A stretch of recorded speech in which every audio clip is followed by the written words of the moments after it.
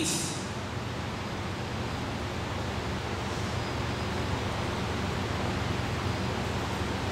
Anybody on this side? Any answers to the question? Yes. Simon. Yeah. I think because we have forgotten our true nature, that we are God, and we are caught up with the ego and selfishness and greed, we're thinking about ourselves. Great. One of the root cause for all the problems in the world, selfishness. He's asking the same thing. Why don't we help others who are seeking a helping hand? Simply because I don't have time to think about it. Because I want to think about myself. But why? Why do I want to think only about myself? Well, instead of asking that question, what can we do? How can we solve this problem? How do you think we can solve the problem? If selfishness is the problem, anybody on this side? How do you think we can solve the problem?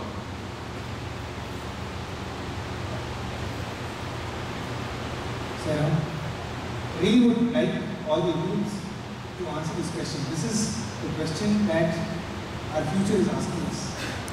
If you don't speak out, you're going to miss the chance. If tomorrow your children are going to ask you this question, what is the answer you're going to give them? If you have not started thinking about it, start thinking about it right Yes, away. all can come front. Just start out. What do you think can we do right now? We're all youth, right? We have the entire lives spread in front of us. What can we do at this moment? We have to start asking ourselves questions. Yes. Otherwise, we will, all our life we will live in a bubble. Is that lady got up there? You can give her the mic. She has an answer.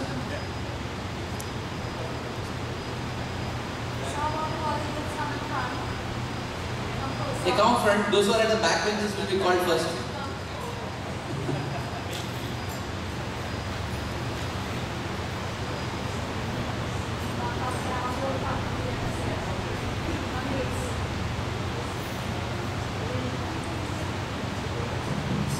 Yes, so what do you think we can do about the selfishness in the world? If you feel shy and you not stand up, you can just sit and answer. I think investing yourself in service to others lets you forget you and focus on others. So that's one way to get rid of the selfishness. Beautiful. Beautiful. Swami also always says this. He says if you want to overcome your selfishness, what you do is just serve others.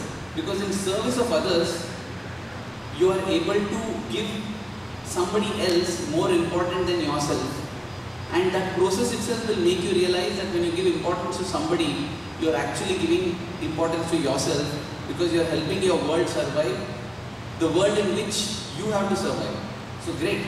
I mean, the way the answers are coming, I really do not see a need for either me or Brother Ramay or Pooja to stand here and speak because you have the answers. Any other way? Somebody on this side? There are 2-0. I think if we identify God in everyone, we will be more willing to help and assist them. So when we say need, we will rush to it. Identify God in others, see God in everyone. Beautiful, practical way of doing it. But then I have another question. It's easy for me to see God in you, God in her. Yes, they're all such loving people. What about that guy who irritates me? What about the person who always fights with me? How do I see God in such a person? What do I do? How do I see God in such a person? I'm asking these questions because we said that the world is in chaos because of selfishness. That is one of the solutions. That is one of the problems. Very correct. And in order to overcome selfishness, what we should do, the answer that came was, we have to become selfless, and the best way to do it is by serving others. That's right. How do we serve others? The answer that came is we see God in others. Now, how do I see God in some people? I can see God, yes, I can see God in some people because they are nice to me and I can be nice and I can understand that God is like this. What about those people who are nasty to me? How do I see God in them? Shall I pick? Yes, okay. I think we should start to criticize the thoughts of feelings that come to you about the person or people and see if it's really selfish or not. criticize the? Yeah, criticize like okay, I'm feeling this way. Why? Okay. So analyze it. Beautiful. Be very critical about that. So and then either filter it or is itself or shows itself as. Great. You know what he's saying is that every time when we get thoughts are very important, you know, because thoughts are what translate into words and words are what translate into action. The first thing is the thought. And he says here that when you get a thought, you examine it if it is good or bad, and if it's bad, you criticize your own thoughts. You know, this Shivratri in Prashanti Nilayam, a discourse of Bhagwan was played. And in that discourse, this discourse was from Bhagwan's 2002 discourse, 2002 Shivratri discourse. In the discourse, Bhagwan said, there are two sins, only two sins that man is committing today. One is finding faults with others, and second is feeling that whatever he is doing is right, perfect and beyond criticism. And Swami said, what is the way to overcome these two sins? Is to see the good in others and criticize yourself. And now, if I ask why I should do that, what is the answer? Why should I criticize myself and see good in others? Why? Yeah?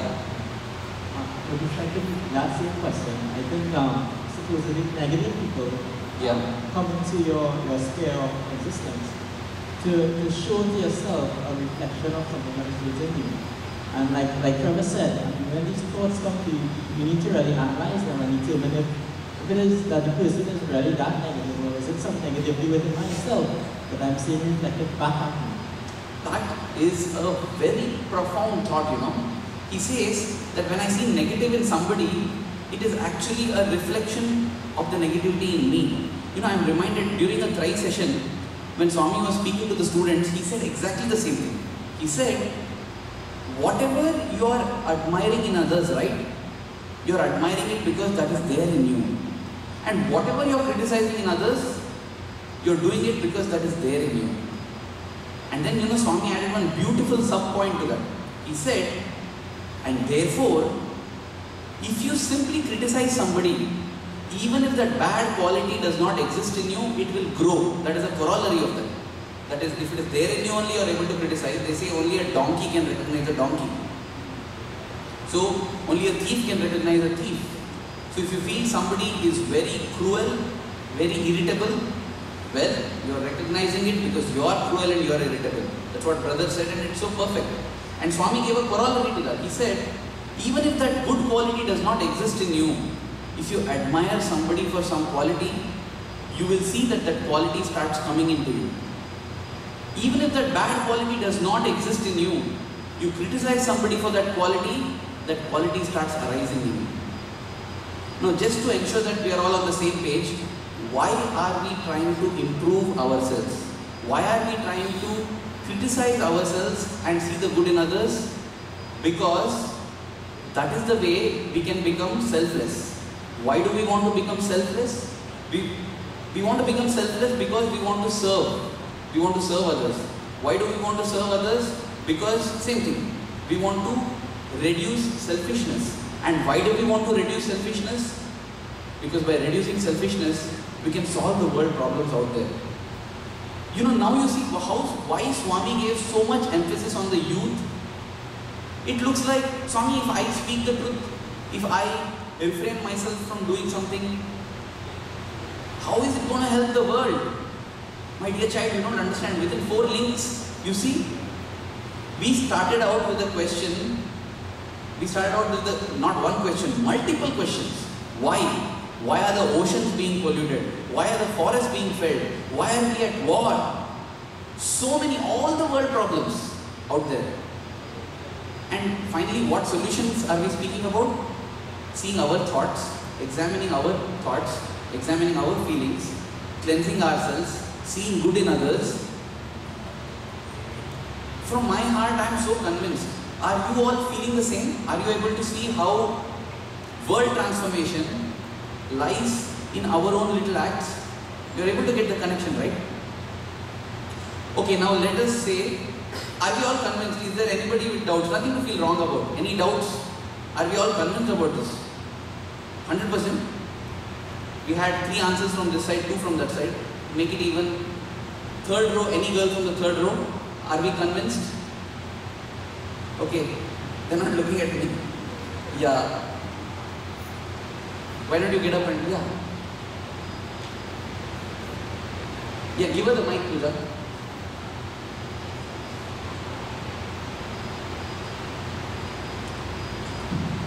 Hi, Sarah. Sai Ram. Yes, I'm definitely convinced.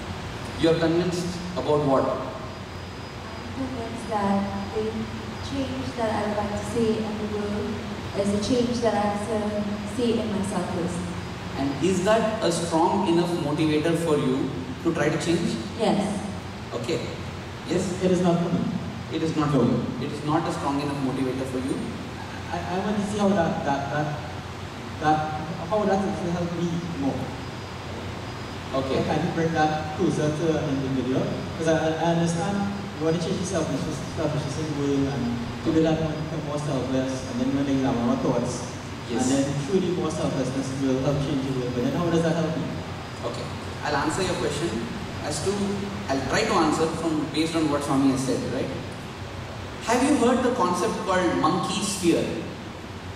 You all heard of it? That was a rampage that was doing rounds on the internet 1 month or 2 months back.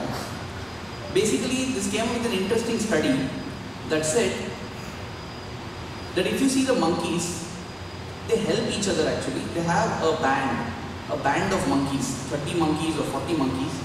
They care for each other, they tend for each other because they feel that, if something happens, it's part of our group. They feel that group behavior. But if something happens to a monkey from the other band, this group of monkeys don't care. They feel it doesn't affect us, right? We are 30 monkeys living happily. Why should I bother about the other monkey? Now, why this study was done was because they found that this group size of an animal is directly proportional to its brain size. And therefore, you see, among intelligent mammals, as they grow more intelligent, they live in more stronger groups, they have family, they have kind of society. And that's why they say man has the maximum number of contacts. And from scientifically they determined that according to the brain size, man can feel kinship, friendship, relationship and bonding with about 150 people. Which means, if anything happens to these 150 people, he gets affected. If my aunt dies, I get affected.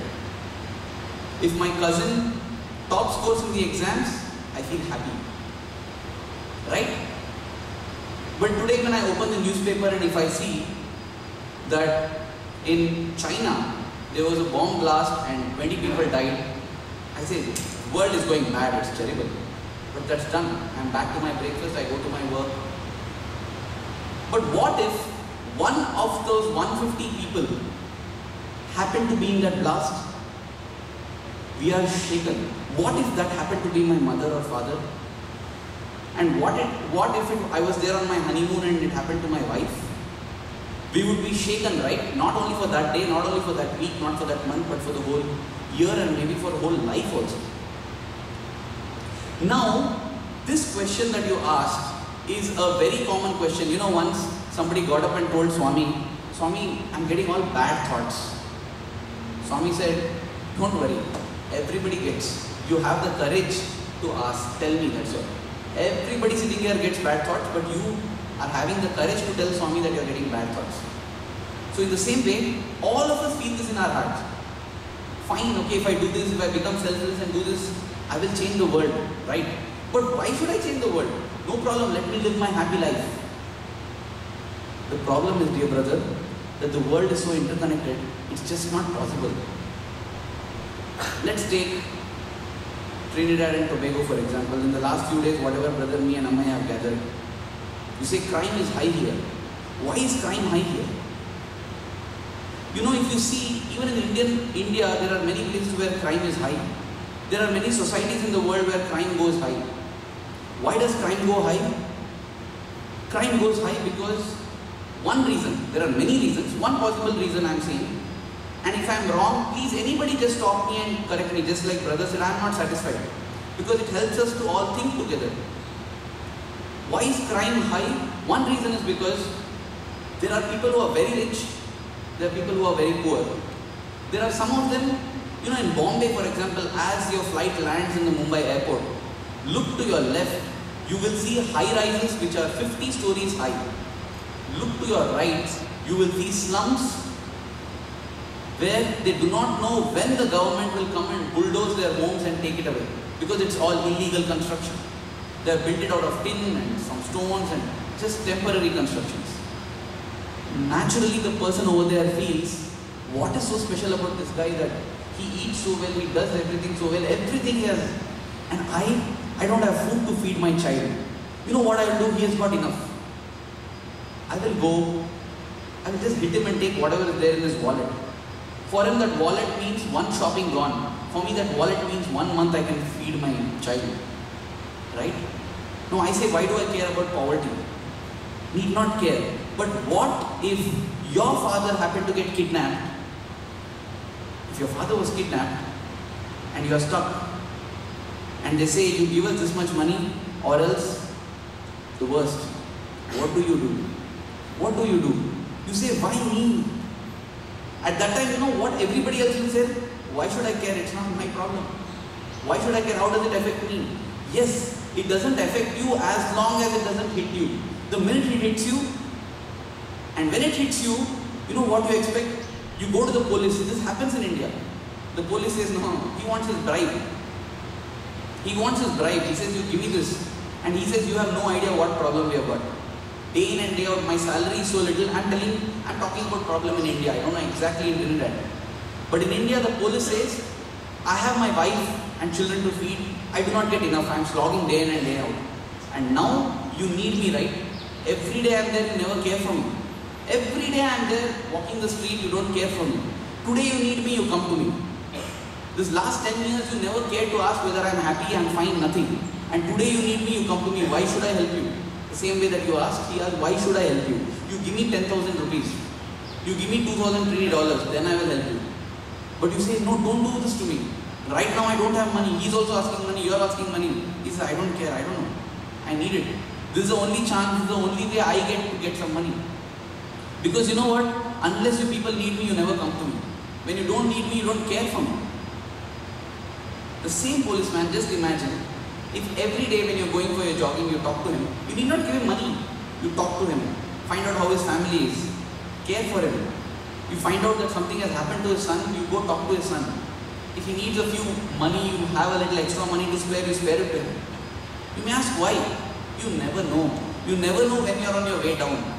They say when you're climbing a ladder, don't treat people badly, because when you're climbing down the same ladder, those are the people you will meet. You never know how you need that policeman. This is just the example of that one policeman. In the same way, just think today, Brother Ramay, you were saying that today morning about how many people affect us in our day-to-day life. Do we thank the milkman? Do we thank the maid servant? Do we thank the newspaper delivery boy? In Puttaparthi, all the workers, the government sweepers one day, we feel the government sweepers are one of the lowest jobs. They just sweep the streets. One day they all decided that, you're not paying us enough salary, so they went on strike. They went on strike for 3 complete days. I'm not exaggerating, you can ask Pooja, you can ask Amay. We could not walk the streets. And on the 3rd day, I can swear that in my heart I was hoping, Swami, let something happen, let the sweepers come back. We miss them, we need them now. Because then you realize how vital is a sweeper. Fever broke out. Diseases will break out. And that time, if the hospital people go on strike, what do? And then you go and tell, please, they're sick. This has happened. The only thing is it has not happened to me or you. And that is why we don't care. And the people who have gone through that, after that, they always have respect for the sweeper. They always have respect for the hospital person. But hey, Why don't you respect the newspaper boy in the same way? Because you never know. So you see, the reason why we should try to improve the world is because if the world is not fine, we can't be fine. We cannot be, because we are all part of the same system. So if some part of the world is suffering, we will feel the repercussions. And we are seeing it more and more happening right now. Don't we see it? We didn't do anything wrong in our banking system, but why are we suffering? Somebody did something selfishly in America,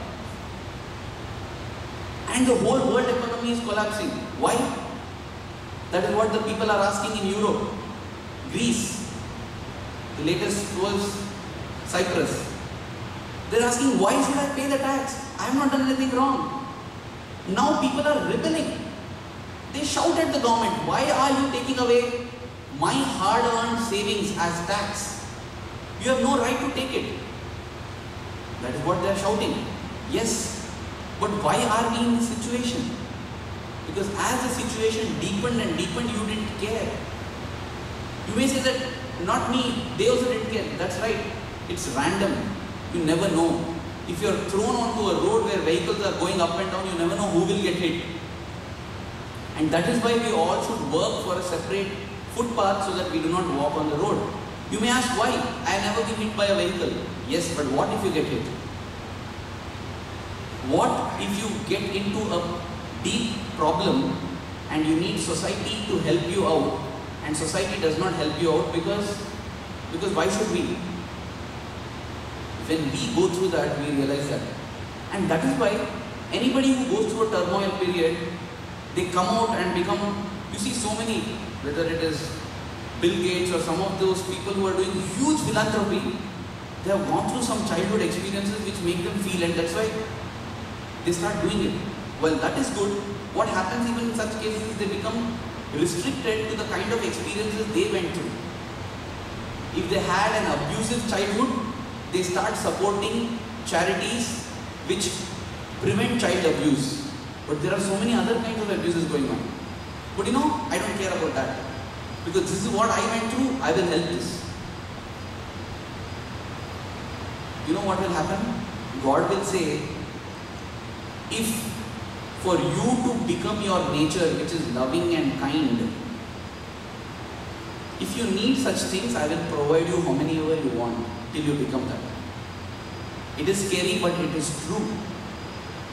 Because as he said, every time we criticize somebody, it is something that we see lacking in us. Every time we do not care for others, it is a lesson for us. Until we learn it, it will be given to us. And so, if you want it to be put in brutal terms, unless you decide to become selfless, you will be forced to become selfless through circumstances in life. If you say, why should I care? Life will bring on a situation where you ask, why don't people care? Why don't they see me like this? Because that is the lessons. Life is all about lessons, and that is what will happen. And that is why Swami says in Dharma Vahini that you may ask, how will the world benefit if I am good? I am good, but everyone else is bad. Swami says, you don't worry. Your goodness will protect you. Dharmo rakshati rakshita. He says the world is like a dark room that is cluttered with so many obstacles, but your goodness is like a lamp in your hand. It may not help anybody else, but it will ensure that you do not crash into any obstacles. So now, are we all more or less agreed that we need to change ourselves to change the world? Because is it satisfactory? Because it's like an insurance. Why do you take insurance? It's not that I'm going to burn. It's not that I'm going to have an accident. It's not that I'm going to die tomorrow. But there is a chance it may happen to me. And so, I'm ready to give money free. You know, I put in $500, it's gone. Next year I don't get it back. Next year again I put $500. Are you not burning money? No, that's not burning money. That's my insurance. Because if anything happens, I'm fine. That is material insurance. What about moral and spiritual insurance? Because when this happens, how many times have we seen? I can say with all my humility and love, and Swami sitting here is a proof for that. that I did good not because I was noble. I did good because my Swami told me. And even as I recollect, I get tears in my eyes because that goodness has stood me in good stead, and I have received more than what I have given. Every time without fail. I feel, what is this happening, Swami? I am gone. And suddenly you see people coming and helping. And I feel so much gratitude and love overwhelming in me, asking, why are these people helping me? I have not done anything to them. And Swami from within says, child, you have done this when nobody did anything to you, you just did it. This is just the universe giving back to you. You know, there was one person who used to stay with Swami. He served Swami all his life. But he had one terrible shortcoming. He was very short-tempered, very irritable, and therefore he would shout at all the devotees, scold the devotees, always. And then, you know, his wife left him, his children were not with him, he was all alone, and he got reduced to a condition where in the Prashanti Mandir, he had his room, he got skin disease, he couldn't go to the toilet, he was lying in his own bed, there was nobody to clean his toilet. And one day, Swami walks to his room. Swami materializes vibhuti and applies it on his hand. Because, you know, he's got all skin disease. Swami says, it will be fine, you don't worry. Swami speaks lovingly to him, consoles him. And then he says, Swami, is this not unfair? Swami says, what? He says, Swami, all my life, Swami, I served you. Whole life I led for you. But see, Swami, how I am in my end. Is this fair? With tears in his eyes, he asked Swami. Swami said, you served me, right? So I am serving you. I am coming till here. I am helping you. You know what? You didn't serve anybody else. This Swami did not tell him. But later on, Swami told it to somebody else. He said he served me. And that's why I went to him and served him till he died. But he did not serve nobody other than me. And therefore nobody cared for it. You can't. Karma comes back. You can't escape. Karma is inevitable. Swami's love is such, he did not tell him. He did not tell him that I told you. Now suffer. He didn't tell him that. He just consoled him and he served him. That's all.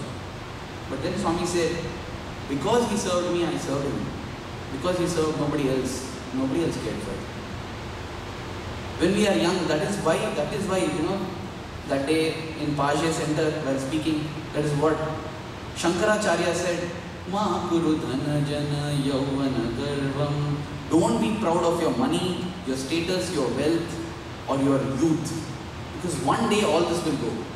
And at that time, it's only your love for God and your goodness that will come to stand and support you.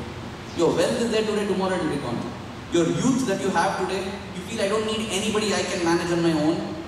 40 years from now, you won't be able to say that. You will need everybody in the house to help you even eat food, go to the toilet. We have seen our grandmothers, right? Some of us. They need help to eat food, they need help to go to the toilet. At such time, we are totally dependent on others. And if others say that, you know, granny or you know, grandfather, I have my girlfriend to go to, I have this movie, I have this date, I have my friends to go out with the movies, come on, don't expect me to stay in. How shattered will we be? And that is when we realize that, oh God, this is what I did to my father, this is what I did to my grandfather. Then we feel, no, we should not be. Why go to that? Why don't we trust somebody who says, you touch the fire, you will burn your hand? We say, no, let me also burn my hand. Fine. And now we realize, suddenly if you see that, if it happens to us, our whole perspective changes. Oh my God, no. Right? So, we are more or less convinced that we have to be good, because even if we want to be selfish, we better be good. Because if we want to help ourselves, we have to be good, because that is only what is going to come back. It's like investment, what we make in the bank. Okay, so now that we are convinced, okay, let's say, okay, have you all played video games? Some video game or the other. Anybody has played Need for Speed? NFS? Okay, I love Need for Speed. And so while playing that car race game, you know, at the beginning, as you earn more and more points, In the beginning you are given a choice. You can select your car, the kind of speed it has, the kind of acceleration it has, all the different specifics, even the color, everything, so that you can choose which is the best possible car to go into this race and win the race. Let's say now, it's like a video game, for example. Now we know the secret, right?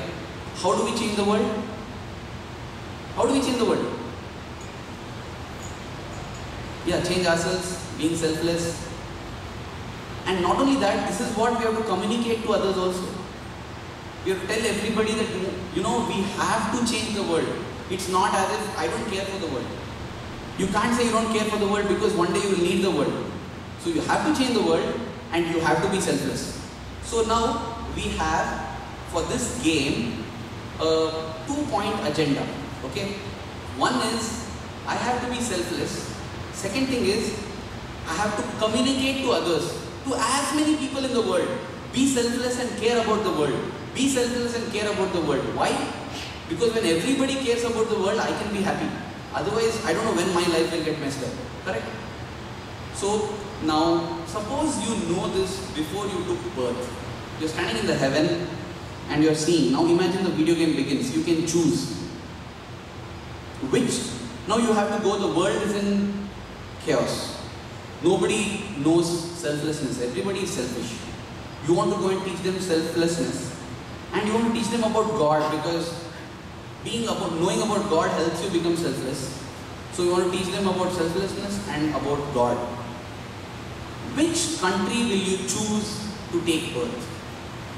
Which country will you pick? Because just imagine, pick a country in such, okay, before that, let's say, how many years do you think you will need to finish this goal of changing the world, making everybody selfless? And how many years do you think? Realistically, you will be given everything to choose. Okay? You will be given all the powers, don't worry. Just like the video game it is. This is your goal. So how many years? 1 year? 100 years. 100 years. The girl in red, is it enough for you? 100 years? How many years do you think you'll need? More than that. No, you have to tell a specific number. Think it out. You'll be given all the powers, you'll be given everything. Me alone? Would that be me alone? Yeah, you alone, and you can start, When you go to the world, you can choose a few friends, teach them, make them good, and then it will be 4 of you then. Then you can go and you can catch anything you can do. I'll tell you all the different powers that you have. You'll have lots of powers. But yeah, starting off, you're alone. You're all alone. Nobody's there to help you. Because nobody knows the secret. Because nobody is attending this talk here. So okay, how many years do you think? Realistically, Approximate. No, we won't hold you. You won't say that you said 900 but you took 950. You tell, we'll give plus or minus 10%, no problem. as long as I live. No, you can live as long as you want also. That's another power. So you choose. So he wanted 100, he'll be given 100 years. So this is a store here. You can pick. How many? This is now, you're in that section of the store which helps you pick up years of life. You have got so many points. It's like the video game. Pick up how many years? He picked up 100.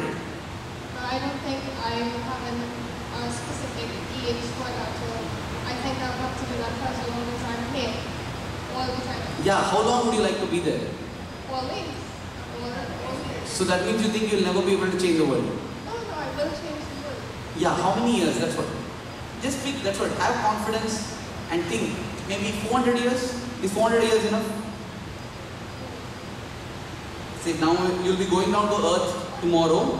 So you think by 2113 you would have changed it? Or 3013, 1000 years? About 200 years. 200 years, okay. You took so much time to tell that. Okay. So here's 100 years, here's 200 years. Anybody would like to bid for lesser than that? 10 years. 10 years. That's amazing self-confidence there. 5 years to change myself and 5 years for that to okay. Give him the mic, please. Give him the mic.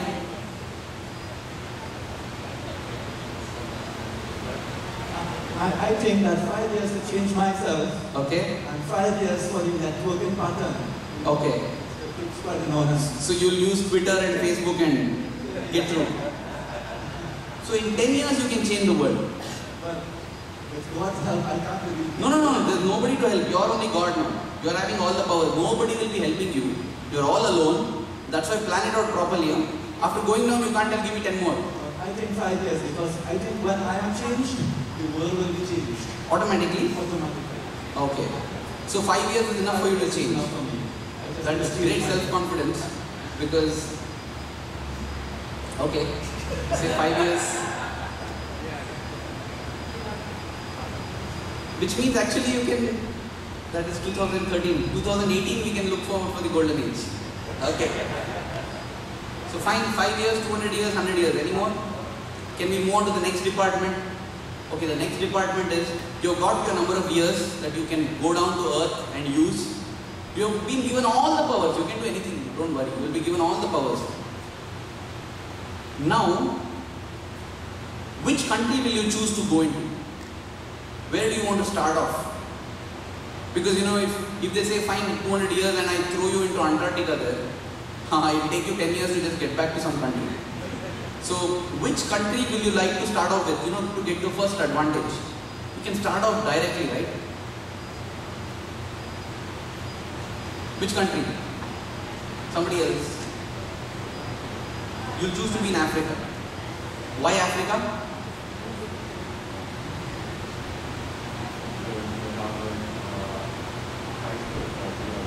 Yeah? High spirits, but Africa has no money.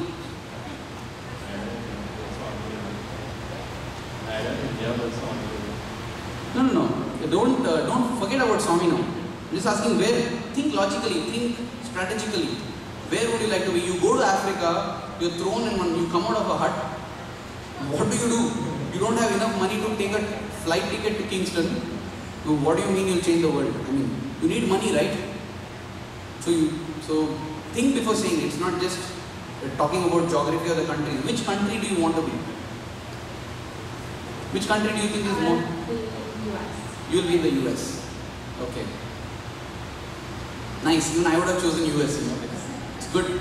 Everything is in place, and you know, the advantage of being US is you know that when you're born, there'll be no tiger nearby that will eat you off, so that you may ask 200 years, but you're gone in the first day itself. You know that there is nobody who is kidnapping you, so it's good US.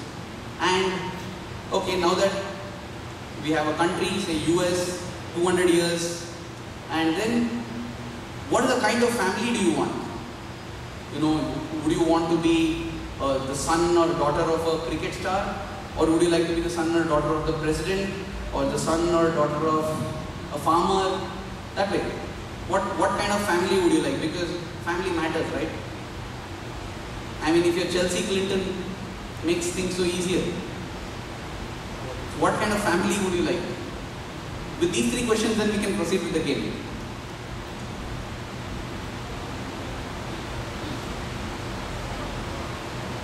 Whose son would you like to be? The son of a popular sportsman, or some public lights. Popular sportsman? Yeah, the reason I say that is because if I was the son of the president, as a political position, some people might not be supporting that particular person. One thing is that if you have a successful sportsman, people gravitate towards that person. So from birth, you have an influence over the masses. Okay. So he says he wants to be the son of a popular sportsman because you know popularity is there, but not the president because there will be somebody opposing. What's Brian Lara's son's name? You have a daughter named Sydney. Sydney. Everybody knows that? I did not know that. Okay. So many times it's not a guarantee that a sportsman's son becomes as famous as a sportsman. Okay. You know, sir? Any popular figure. Okay, so a popular figure such that the popularity of the figure comes to you also. But like for example, in India, Tendulkar's son, he's just 14 years old, but a lot because of the fame of his father. Okay. A lot of people graduate towards him. Nice. Intelligent decision to become the son of a popular figure. And the daughter's like, you know, if you take maybe the son and daughter can connect and two of you are there then transform the world. One answer from that side also. Miss 200 years. You'd be the daughter of? Yes. Somebody is saving you. Mike. Very, very influential. Think royalty or something. If you hear prince or princess, yeah, one time. Yes. You know you're gonna listen, right? That's right. Great. You know, it's so beautiful because in our hostel, when we sat and discussed like this, you know, to change the world, because any company, you know, they start off like this only, any innovative company, they say, forget all the, don't think of the restrictions now. Just think what you would like. And it's later on that they think of how to do it, but first they just go free and think about it. So in the same way, when we also thought, we came up with something like this. You know, we would like to be into a family that's not only influential power-wise, will also have lots of money, and in some forward country, United States or some European country, there also we discussed the pros and cons of US versus the Europe, and now it looks like US is safer than Europe. That time when we discussed, both looked strong. The euro was strong, the dollar was strong, so all this happened. You know why all this discussion is because logically so many things seem right. And now I would like to begin my talk. I would like to start that when one other soul was given this choice. Have you heard of P.V. Raju? Mr. P.V. Raju? You don't know P.V. Raju? Nobody knew in the world. That was the father of Bhagwan Sri Satya Sai Baba, Pedda Venkama Raju.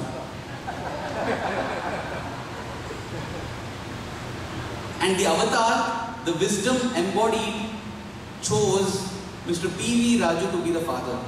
Not Tendulkar, not royalty. And India might be a decent choice because why? Krishna Rama, everybody came there only, so fine, by precedent. But he chose Puttaparthi. Puttaparthi has been described as a stone's throw from Stone Age. That was how Puttaparthi was described. It's just like Stone Age. Nothing is there. There was not even a road leading to Puttaparthi. It was filled with anthills. Such a village. And into a family which had to think twice about eating thrice. They at best had daily 2 meals a day. And when we had our discussion, we felt, what foolishness is this, right? And you know how many years he came with? He came with only 85 years. He said, with 85 years, I'll come to change the world. And there is Swami we are talking about, 85 years on earth. And what gave Swami the confidence? And we may feel, you know, we feel that, but he didn't change the world. What do you mean he didn't change the world? If not for Swami, we 40 of us would not be sitting here talking on how we change the world. Swami is a gardener who believes in planting seeds. And you know why Swami did that? He had everything. Because literally, right, he's God. And just like we can choose in the video game, he could have chosen, right? He can choose. He can choose how much money he wants to be born into, which family he wants to be born into, which country he wants to be born into. But that is not what Swami selected. Why? Because Swami knew that later on when people talk about Swami, they will tell, he's God, he did that, that's why. Swami wanted to show that I will come and I will work and do things like a normal human child. Everything I will do is like a human being, and yet I will bring about this change because individual transformation can lead to change in the world. That is what Swami wanted to show, and that's why though he did miracles here and there to attract people, he always said, my greatest miracle is love. It is not this creation, not this materialization. And that is why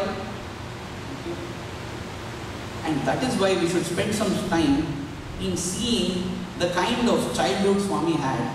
Because we feel, what can we do? First of all, we ask why we should change the world. But now more or less we are answered on why we should change the world, because it is our world. And if the world goes to dogs, we go to dogs, some way or the other. Everything is linked. Climate, somebody does extra mining there, the ocean currents get changed. Because of extra mining, the ocean currents get changed, tornadoes form, a tsunami arrives, and tsunami hits.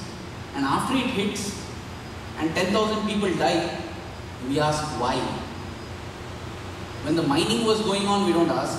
When the deforestation goes on, we don't ask. We don't care. But the tsunami hits. Actually, many times that also doesn't, we don't care. Because all of us are safe. Oh, tsunami hit there. It hit Chennai. Hello? Yeah. Uncle, aunt is fine? Yeah. Son, all fine? Okay, fine. It's done. This tsunami, fine. Let's see next tsunami. But if something happens to my uncle, I rush there, I want to indulge, I want to help everybody. Why wait till something hits you? Because, believe me brothers and sisters, if we need such a kind of a hit to learn the lesson, God will give the hit. Because we have to realize our true nature. It may seem very sadistic, it is not. It is just like a mother allows the child to fall when it is learning to walk. It is not that the mother is heartless and allowing the child to enjoy the food. The mother knows that throughout life she can't hold the child. The child has to learn to walk. If it falls, it falls. Same with riding a bicycle. The father allows the son to fall from the bicycle. Because he has to learn. He has to learn how to ride the bicycle. In the same way, we have to, whether we like it or not, we have to realize that is the ultimate purpose in our life. And let us use this advantage, because many people out there don't even know that. Know that there is something called a higher purpose in life. Now, because we know it, this is called enlightened self-interest. Means from the outside point of view, it looks like enlightenment. Oh, these people are so noble. But it is actually self-interest. I care for you. You know why, brothers and sisters? Because I care. If I don't care for you today, tomorrow when I need your help, if you don't care for me, I am gone. And that is why I am caring for you. But since I am caring for you, I don't call it selfishness. I call it enlightened self-interest. It's self-interest only. We have to be good for our own sake. Because when we need society to help us, we need society. And we need everybody in society to help us. Tomorrow if our house gets burgled and we are left with nothing, all our money is gone. Then we say, I went to him, he said he's my friend. But I tell him, give $2,000, he's not my friend anymore. Why? Because when somebody else needed those same dollars, you did not want to give. You want to talk nice, but you don't want to help. You want to speak, but you don't want to act. And when it comes back to you, you find it as injustice. Why is it injustice when it happens to me, but not injustice when I do it to others? And therefore, I should not ask why I should not do injustice. Why? I have to help others because I need society. And therefore, individual transformation is necessary. But if anybody says, transform individually and the world will change, people will tell, just shut up. It's not possible. And that's why even the avatar had to come and take on all the limitations of human life to show that simply by me being good, me being truthful, me being loving, I will transform the world. And therefore, when you go and get attracted and say, wow, you're amazing, you're God because you're doing this, Swami says, I'm not God because of my miracles. I'm God because of my love. And Swami continued to say, you're also God. Just have that love like me. You cannot be like me because you do not love like me, that's all. Love like me and you will see.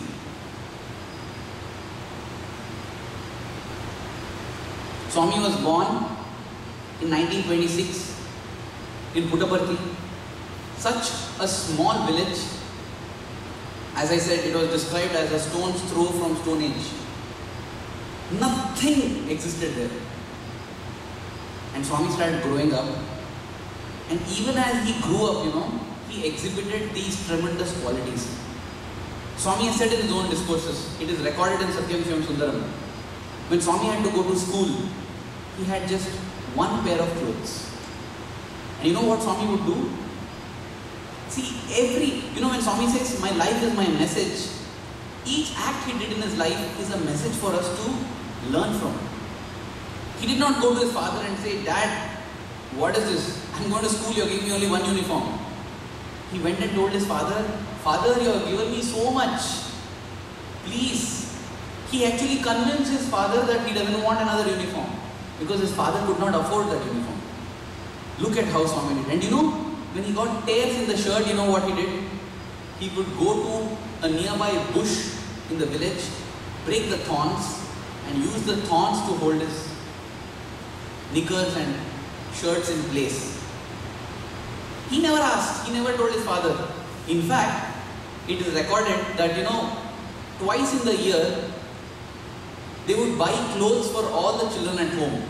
That's the only time they buy. So, Puttaparthi, as I said, there is no store, there is no big shopping mall or anything like that. The only way is, twice in the year, some lady or person from a neighboring village which is about 40 kilometers away, comes carrying all the clothes in a basket, walking from door to door, shouting out and selling. And when they used to come to the Raju household, you know, Swami lived along with so many of his cousins. So there were about 10 to 15 children at home. All the children would rush to pick up clothes, but Swami would stand. And after all the children picked up clothes, whatever remained, he would pick that. Even as a child of 4, Swami was showing these qualities of selflessness. And you know, yesterday we were speaking about Narayan Seva, where Narayan Seva is not about giving some money and telling, okay, feed the poor, or I do my savings, I do my investments, what remains. You know, that is how charity goes on in multinational corporations, right? We take our profits, we pay away our top executives, we pay our employees, and then we invest. And then if something still remains, I don't want to pay it as tax, so I do charity. It's part of the tax planning process that charity is done. But Swami says, charity is when you give a part of yourself selflessly. And you know what used to happen in the Raju household? As I said, they could afford only 2 meals a day. And even when they sat down for the meals, if Satyanarayana and Raju, that is Swami, if Swami would notice that there is somebody hungry on the road, he goes and simply gives her food and comes. And Mother Eashwaramma, who used to see this, she would get upset. And one day she told Swami, she used to call him Satyam. She said, "Satyam, if you give away food like this, you will not be able to have your food. Don't give away our share." And Swami said, "Yes, I'll give away my share." And every day, Swami would eat only once. He would give away his food to the beggar. And then his mother, you know, after all it's her mother's heart, she would melt and say, "No, Satyam, please, you know, have little." He'd say, "No, mother, I've given my share. You all eat, please. All of you eat, I'm giving my share." And that is how he would give away his food and his clothes. And when the mother and father asked, "Why? Why are you doing this? We cannot afford such." He says, "Mother, at least we can eat 2 meals a day. That person there cannot afford even 1 meal a day. So let me have one, let me give him one. No problem." Even in such poverty, you know, Swami just had to wave his hand, because that's what he used to do. When his friends, you know, they would run up, there's a tree called the Kalpa Vriksha near the Chitravati, and Swami would say, "Let's have a race to the top." Okay. Swami was very small, means even when we have seen him, he's so tiny. Imagine when he was a boy. Swami himself would say, you know, he would say, "At that time I was very small." And Swami would say, "Now only I am this much. Imagine that time how tiny I was." In discourses, Swami would say like that. And then everybody thinks we can beat this guy. And ready, steady, go. They start running and climbing the hill. You see, it's pretty decent hill. Decent sized hill in Puttaparthi. Do visit this Kalpa Vriksha, because it has been a holy spot where Swami has done so many wonderful leelas. Now all the boys would rush up and suddenly see Satyam is not there. Okay, fine, let's run.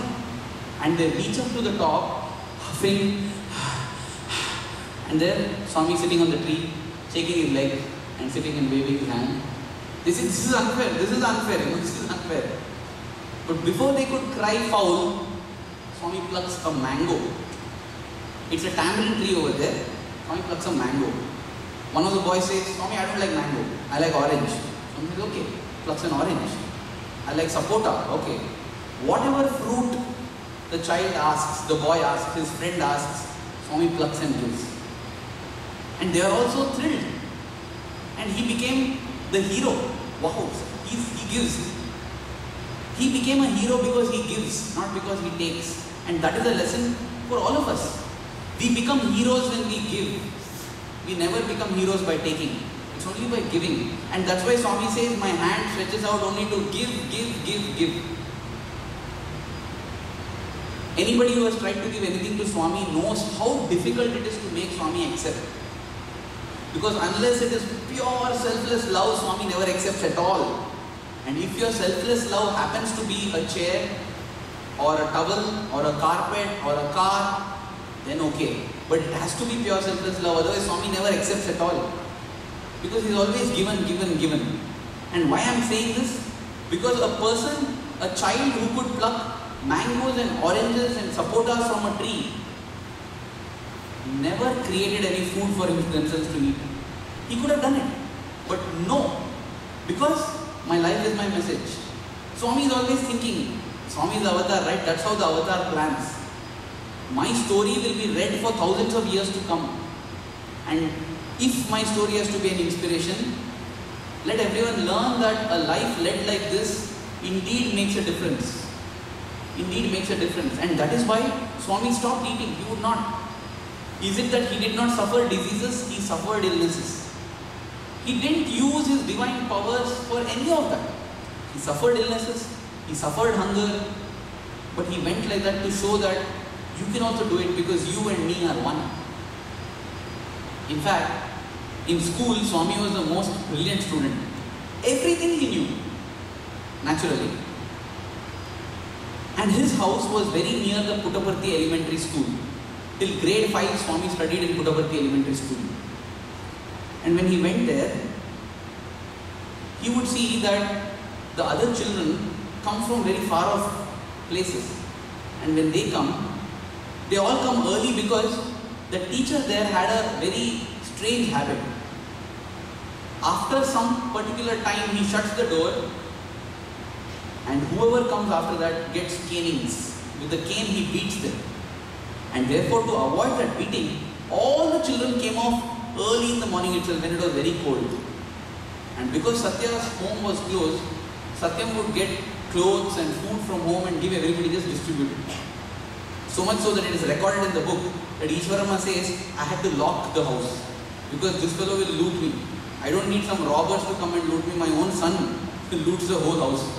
The storage and the clothes cupboard were locked. Because Satyam feels he gives off. And what does Satyam do when they do that? The shirt he is wearing, he gives off. He is bare-bodied. He has only 2 sets and 1 set he gives off. And you know what he does? He has only 1 set of clothes now. He doesn't tell his parents. He says, he goes, he puts on the towel, takes out his clothes, goes to the river, washes them, puts them in the sun for drying, sits there. You see, when we planned our video game, do you think you will waste time sitting on the river's edge waiting for your clothes to dry? You have only 200 years, right? You have to change the world. We will be rushing. We will be rushing. And especially dear brother here, he would have to rush because he has only 5 years. You can't waste time sitting and drying clothes. But why did Swami do it? Was he a fool? Did God not have brains? God is the wisest and that's why he did it. Because worldwide change is possible only through individual change, and Swami wants to show that.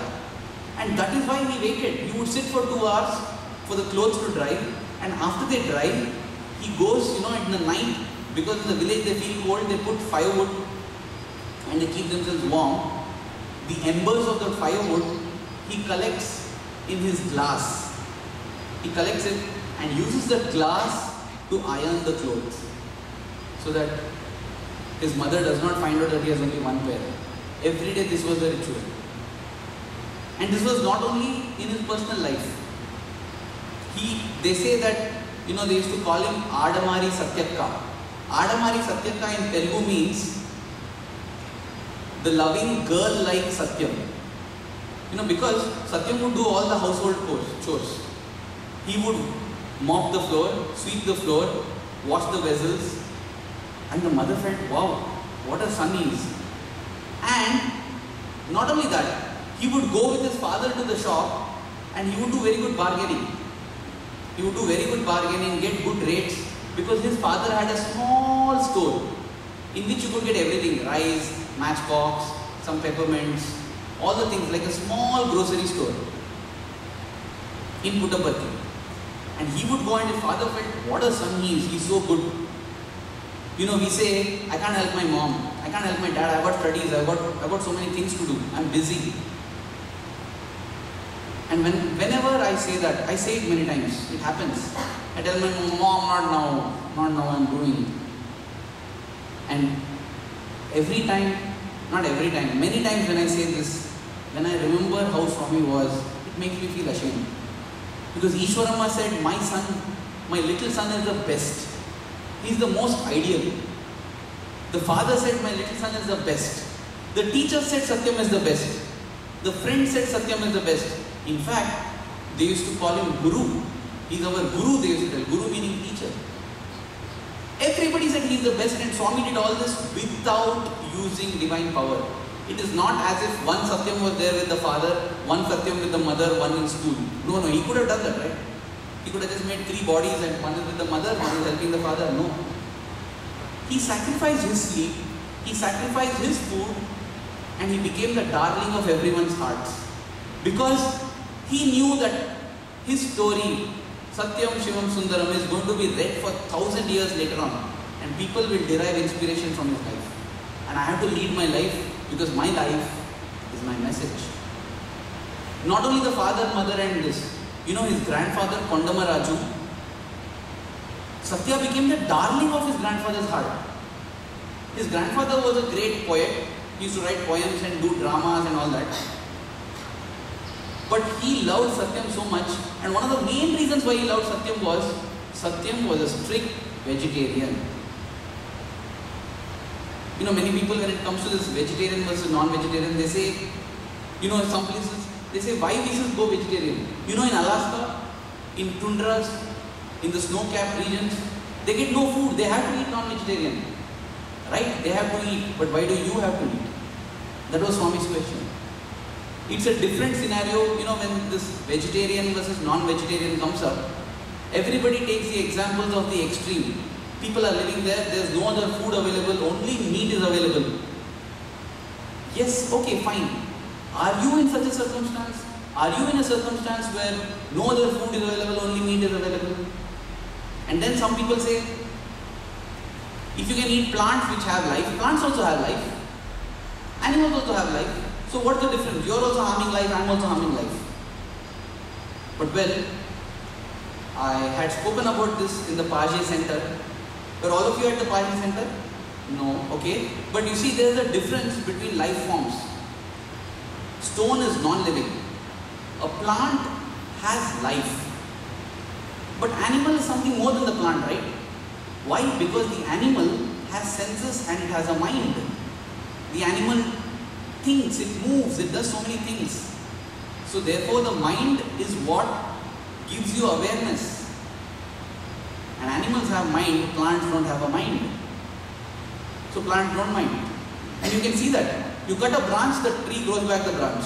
You cut that branch, it grows back the branch. You cut an animal's leg and it's gone for life. There is a difference between plants and animals. Yes, life is there in plants, but animals have more than life. There's another counter for this. If you say, what is the difference? Then okay. In that way, there is no difference between a dog and me, right? But why is it that if you kill a human being, you get a death sentence, but if you kill a dog, nothing happens? You drive and you hit a dog, and maybe some Chinese restaurant will pick it up and, no? But nothing happens. You don't get fined for it. Nothing happens if you kill a dog. But you kill a human being, you know what happens? you get to court. If you're caught, you're gone. Why? If both are same life, yes, both are life, but a human life is something more. Why is it something more? Because, no, it's not simply because of our feeling, it is really more. Swami says, a human being is animal plus discrimination. Human has discrimination. He can choose right, wrong, good, bad, permanent, impermanent, which the animal cannot. And therefore, human being is greater than animal. So, there is a difference. And therefore, animal is different from plant. So, you can't say plant has life, animal has life. What is the use of eating plant? It is not. That's a bad excuse. And we have seen many examples of people, some people whom I know have been to some places where absolutely there is no vegetarian available. And yet they have managed to live. Because if you have a will, if you decide to follow, Swami says nothing in the universe can stop you from following. If you decide to eat meat, nothing in the universe can stop you from eating meat. If you decide not to eat meat, nothing in the universe can make you eat meat. It has happened. A person once went to a sage and said, I don't know, I don't have time for God. My day, morning I have this, afternoon I do this, then I go for work, I do this, I do this, I do this, I do this. I don't have time for God.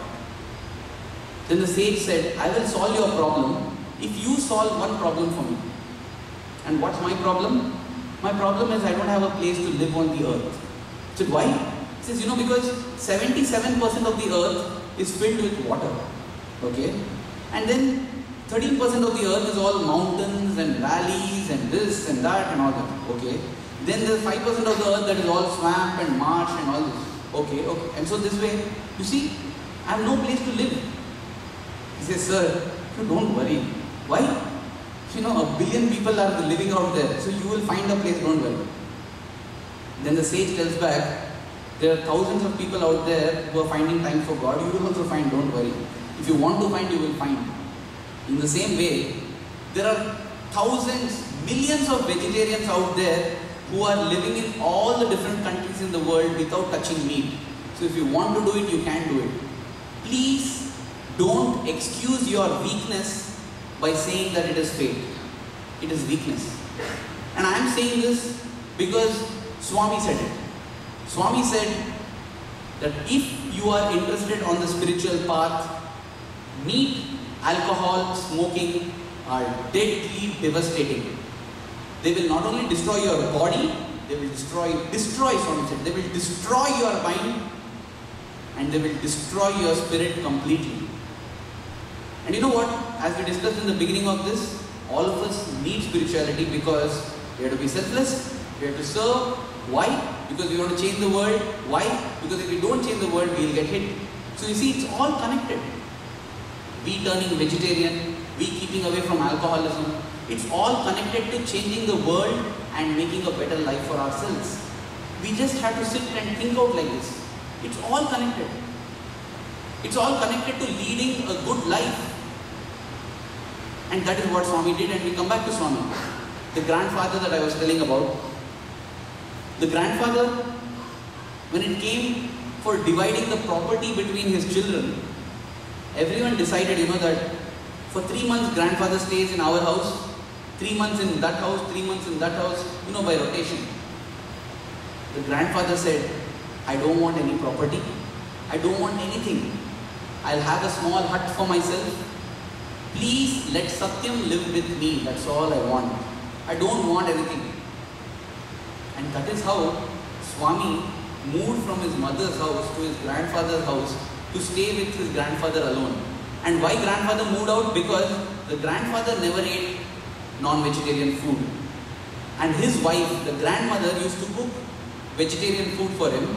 But after she passed away, Swami was, imagine, Swami is, you see, that's what when we say that video game, Swami wants to preach, Swami wants to teach about vegetarianism. He is born into a family that every day eats non-vegetarian food.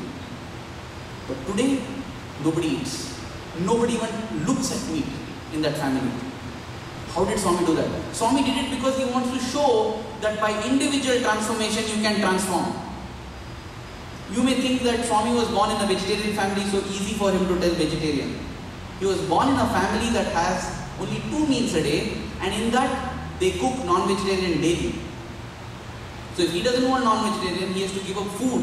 He has to starve. Swami did it, and today nobody. Why his family? There are thousands and thousands of people in the world who don't eat meat because Swami does not like meat. They have been eating meat but they give up. And how Swami got that power? Because he followed it first. He did it. And that is the power of individual transformation. Well, speaking about Swami's childhood, so many episodes are there. It's so beautiful. In fact, after the lunch session, we have got a special documentary planned, which is on how Swami early childhood was, how he grew up, and how he planned out this video game that we are talking about, right? How he planned it out. So don't miss that documentary. It's superb. It's a 1.5-hour documentary in English, beautifully made and composed. It's excellent. That will be after lunch. Now the time is already 11:10. So I have got lots more to say about Swami's childhood. And it is so beautiful to relive his childhood because it gives us inspiration. I will continue on this depending on the time. But right now, the only desire that we had in our heart was to establish, to convince ourselves that we have to change the world. There's no other choice, because if the world is not good, it's not going to be good for us. And if we have to change the world, we have to do it through individual change. And to do it through individual change, Swami's life, if we study, is great. So, from the bottom of my heart, I would like to request everyone here that whenever you get a chance, please pick up Satyam Shivam Sundaram. Read Swami's childhood and read it by putting yourself in his place. And then we will get so many inspiring stories. We don't know which one will inspire us to become like him, because that is his objective. With this, after Brother Amay finishes his presentation, if there is time, we can continue with some more stories from Swami's childhood. But as of now, with this offering and offering this to Swami's lotus feet with all my love and gratitude, I would like to conclude. Jai Sai Ram.